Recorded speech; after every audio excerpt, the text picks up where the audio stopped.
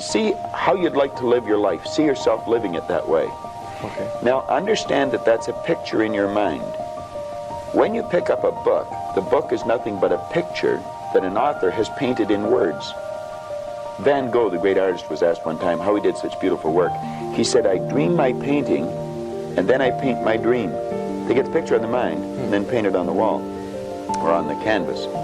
Well, if we would relax and build the image in our mind of how we'd like to see ourselves, how we'd like to see ourselves acting in life, relating to other people, our social life, see ourselves in the position we hold, or how we make our sales presentations if we happen to be in selling or something, and then take that picture and describe it, write it out in the present tense.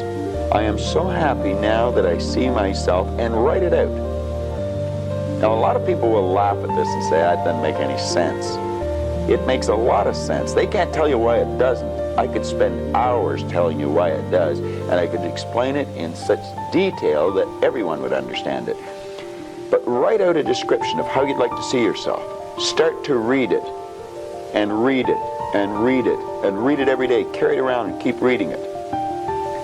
The one point that all the great teachers, all down through history, have all agreed on, they've been in complete unanimous agreement on it, we become what we think about. Now, it may be fantasy at first, it might even appear to us as being a lie. But if you read it often enough, you'll start to believe it. And when William James said, believe and your belief will create the fact, you will see the person's personality change. I watch people in the seminars, personality change right in front of my eyes. And all they're doing is starting to see themselves different. They're starting to think different thoughts. So our thoughts control our actions? Oh, there's no question about it. No, our thoughts control our feelings. Okay. Our feelings control our actions. And we control our thoughts? Absolutely. Or we can control our thoughts? We can control our thoughts, yes. Generally, though, one of our difficulties, one of our problems maybe is that we tend to react to what other people tell us, and we consequently get the negative thoughts, and then that affects our feelings, and then that affects our behavior. That's right. That's exactly the way it is. We read the newspaper. Doom and gloom's coming. We just accept it. Doom and gloom doesn't have to be coming. Do you know there's always been a depression for some people? I grew up with the idea that everybody went broke in the 30s. They didn't. Some made millions. I thought everybody went out of business. They didn't. Some people went into business. There's always a depression for some people, and there's always good times for others.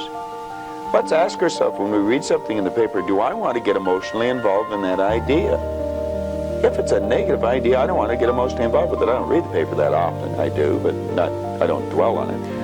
You don't get emotionally involved in it when you see other. When an idea comes into your mind, whether somebody else tells you or whether you read it in the paper, we should reason with it. Ask ourselves, will that idea help me get to where I want to go?